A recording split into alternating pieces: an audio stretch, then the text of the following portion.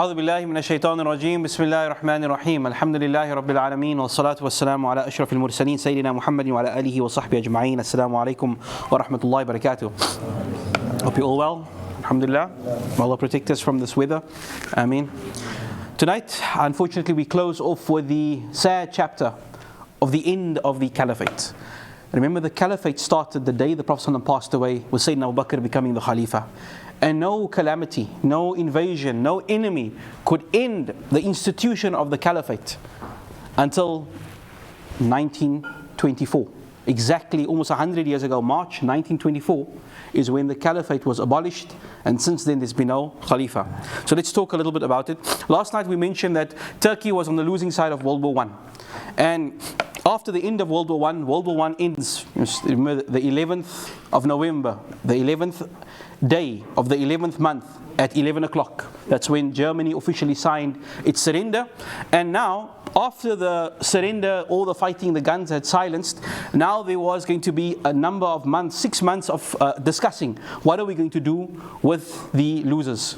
And the winners got together, the Allies, England, France, America, without inviting any of the losing parties to decide what are we going to do with them. And the biggest treaty is called the Treaty of Versailles. Versailles is a palace in France, where they discussed what will be done with the losers.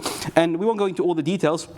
And of course, because it was a global conflict, discussion like what should happen to Namibia, a German colony, who's going to get that, what's going to be, how much must be paid, all of that, was discussed in this treaty. For our purposes, we want to know what happened to the Muslim lands. So what happened to the Middle East? Since the first, punishment on the losing side was you have no colonies anymore. We take away all the land that was under your control. So the entire Middle East was stripped away from the Ottomans. And while this was happening and discussing, remember, by now the world knew that there is a secret agreement between the French and the British of how they're going to carve up the Middle East. And subhanAllah, that hadith comes to mind where the Nabi SAW says, a time will come when the world will sit around a table and they will take from you like animals eating from a carcass. They'll take your lands and they'll divide up your lands at a table. And the Sahaba said, why? Will we be few in number? He says, no, you will be billions, millions, but you will have no power. And you can imagine this. No Arab is sitting at the table. No Muslim is sitting at the table, but a bunch of French, European men are sitting and they're drawing lines. You will get this and we'll get that. So as for the Middle East, the original plan was Syria, and when we say the greater Syria, which is Lebanon, Jordan, Syria itself, part of Iraq would go to the French. The French is going to get this. While the British will get Iraq, they would get Saudi Arabia, and they'll get Palestine. This was the agreement between them. Now, while this discussion was going on, the Arabs, not wanting to wait, they declared themselves an Arab state and they established a Syrian kingdom, a Syrian Arab kingdom. Remember we said there's the guy called the Sharif of Mecca, his son Faisal, they appointed him the king. And you'll see the backstabbing between the allies. The British kind of supported them. Why? Because this took away from French territory. The British had no problem with France losing out its territory, and so they kind of support, go ahead, you can establish your Arab state. The French would have none of it, and they immediately invaded this state. Something to also to mention here, the Americans, I know it's difficult for us to understand that, they were kind of neutral. In fact, the American president asked them, should we not be asking the local inhabitants what they want? Should they not be having their own opinion? And the American president established what is called the King Crane Commission.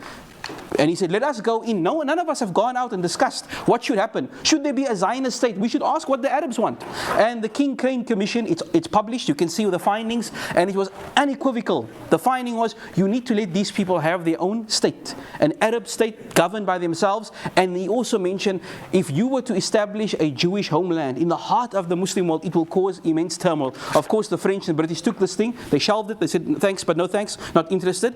And the French took over Greater Syria, and then they broke it up into pieces. They broke it up into 3-4 different countries, and until today, the French would empower one group over the other.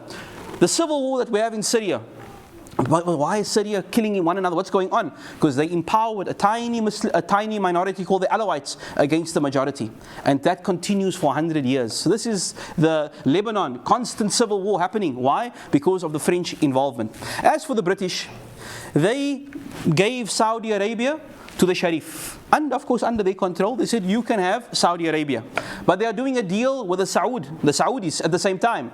And the British were happy to say, you two can fight it out, and whoever is in charge, so long as you know who's boss, you can. And obviously the Saud family took over Mecca, and they kicked out the Sharif. So he lost that. His other son was given Iraq. So the Sharif, one son was given Mecca and Medina. He was overthrown by the Saudis. His other son was given Iraq, and he was the king of Iraq for a few years until a secular Ba'athist revolution, a military coup, took him and his entire family out, children, all of them. One of the officers to kill all of them, a man called Saddam Hussein, massacred the whole family, the monarchy of Iraq, and then Iraq became a country, a secular country, as we know. The only country which remained as a kingdom was the king of Jordan. They gave Jordan as well. That's why it's called the Hashemite kingdom of Jordan. Why Hashim? The family of the Nabi Sallam. So they gave Jordan, the British gave Jordan, under, of course, their control. They gave this to one of the sons, Abdullah, of King Hussein. And until today, this is the one kingdom that they still control, even though he has nothing to do with Jordan. He's not Jordanian or anything like that, but he's the king of Jordan. As for Palestine, Britain kept it as a mandate. They realized if we were to bring in a Jewish state now, it's going to cause too much conflict. So they said, we'll keep control and we'll decide what to do. And so for a number of years, Britain is going to keep control.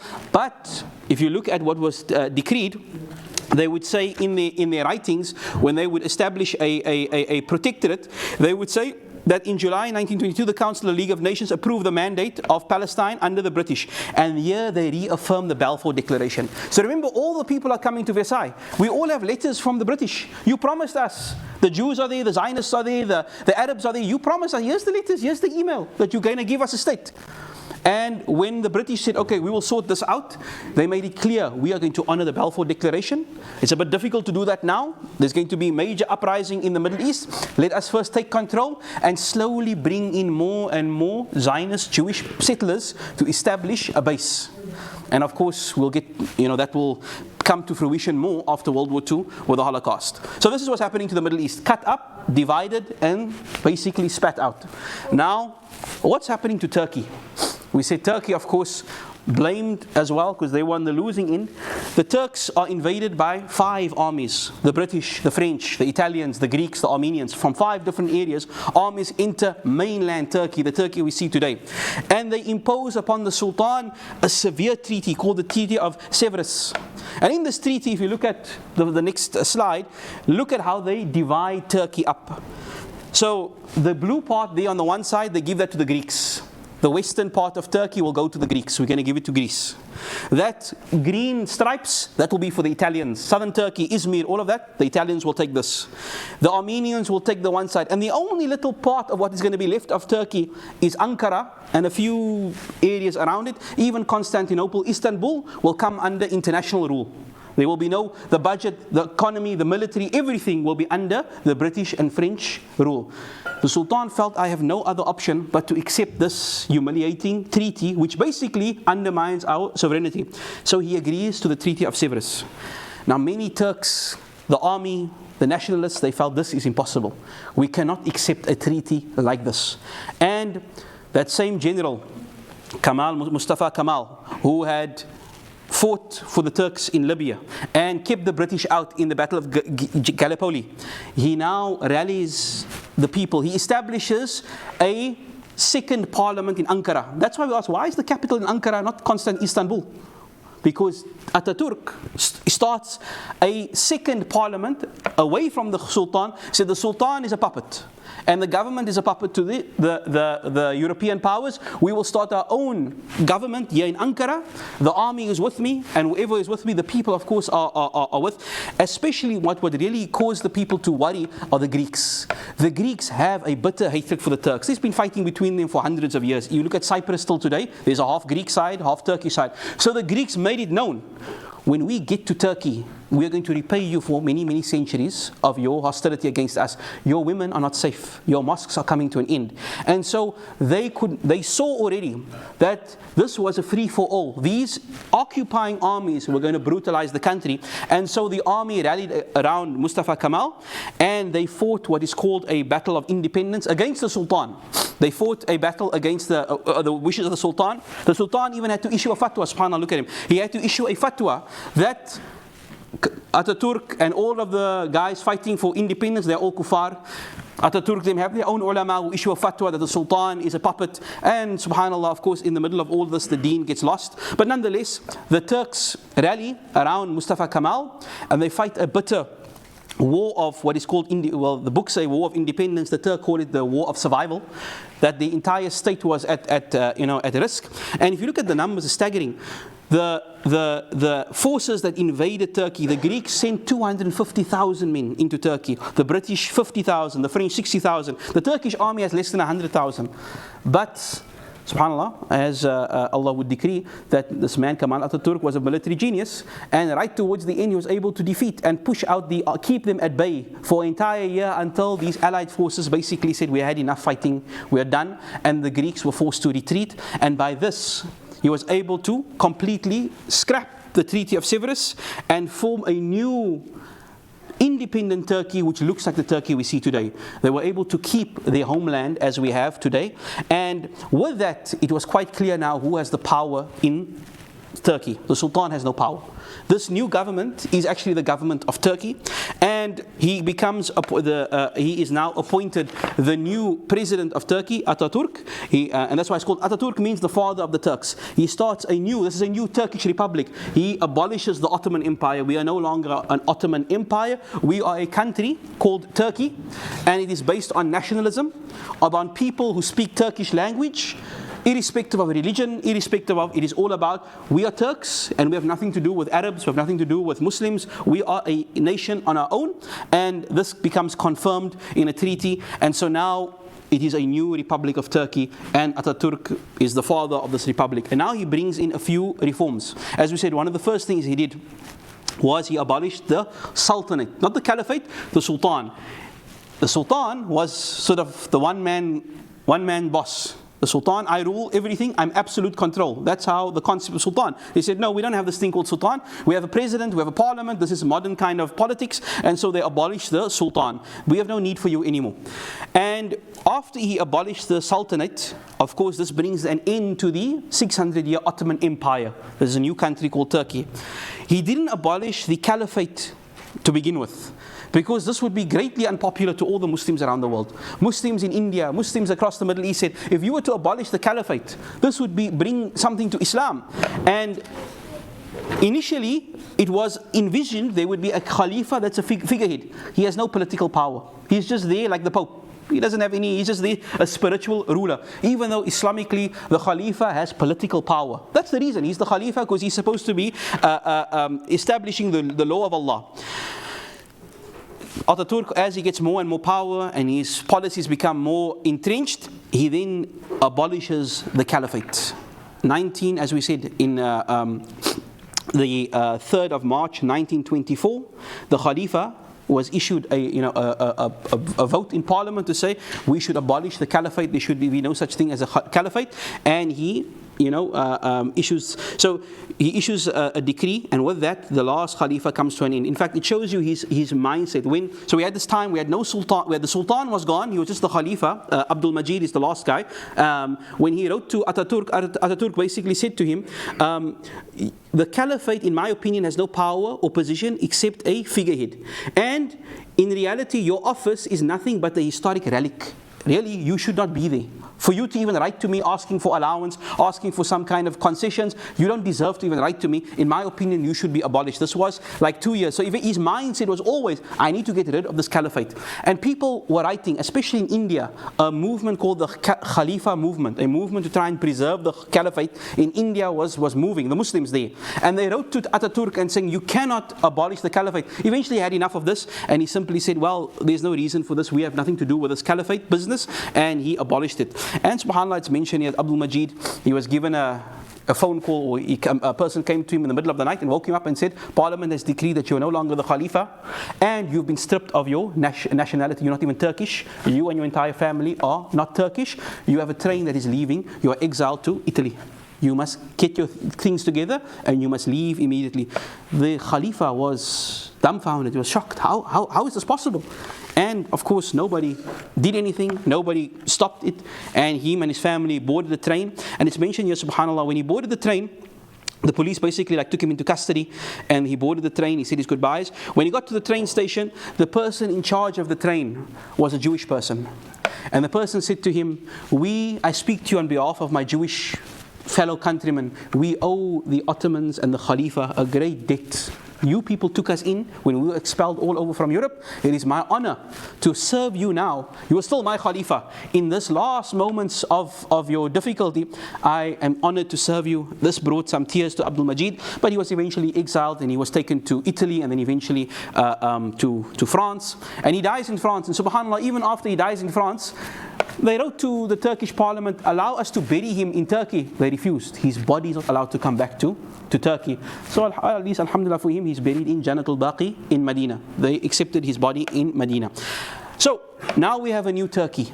And it is going to be, secularism is going to be forced down the throat of the people. So we must say Ataturk is a character where the good side, he reforms Turkey, he builds roads, universities. He of course had protected the Turkish people of invasion. But once in charge, his policy, his deep hatred for religion. And he modeled himself after the French. So the French, as we said, had a great disgust for religion. And so he has the same kind of thinking. He bans the reciting of the adhan in Arabic. It is recited in Turkish. It is a crime to make salah in Arabic. You get fined 3 years in jail for reciting salah or reciting the Quran in Arabic. It must be recited in Turkish. The fez is illegal to wear in public. The hijab of the ladies, before it's illegal in France, illegal in Turkey. The land which was the capital of the Muslim empire, women couldn't wear hijab. This continued until 1950. Until 1950, these laws were in place where it was illegal to even speak Arabic in public. The script, the Turkish script, was in the Arabic letters, the tulis. Then they changed it to the Latin script. And so subhanAllah, this is the new Turkey. And today you'll see the tension remains. Erdogan, which is of course an Islamic party, trying to reform and bring Islamic ethos back to Turkey, has a lot of opposition from the military. He was almost assassinated a few years ago because the secular army, and many people still believe in the principles of Ataturk. The idea was, it is because of Islam and because of this backward thinking that we lost the war, that millions of our people died, that we were brought to our knees. And if we go back to the Islamic way of thinking, we will be back in the Stone Ages. And so this tension remains. And so with that, subhanAllah, the sad chapter, the Caliphate has come to an end. We will talk more, inshallah, tomorrow and reflect on the last 100 years. What has the Ummah been like the last 100 years without the Khalifa? And what should we do now? Should we fight for a Khalifa and re-establish one? Is it something that we need to do? And how do we move forward as a Muslim Ummah, inshallah? With all that we'll discuss, bi'idhnillah, tomorrow. Bi'idhnillah. Jazakallah khair. Just we go through our questions. Yesterday, how much the German Kaiser had given the Ottoman Sultan 2 million kurush. I don't know how much a kurush is, but 2 billion kurush. Sister Aisha Dokrat? Yeah, mashallah. Okay. And Muhammad Daniel Peters. Not here? Okay. Wajdi Schroeder not here? Okay. Ismail, Asmal, mashallah, Ismail. You got it, you won. Tonight, do we have no question tonight? We do have a question tonight. It's not on the slide. So the question tonight, who was the last caliphate, the last Khalifa? So subhanAllah, the first Khalifa, Sayyidina Abu Bakr. The last Khalifa, for now, inshallah for now, we're not to say that there won't be another one, but for now, who was the last Khalifa? Inshallah, it's an easy one. Bismillah. Jazakallah khair wa sallallahu Sayyidina Muhammad wa ala sahbihi wa sallam. Alhamdulillah Rabbil Alameen. Assalamu alaikum.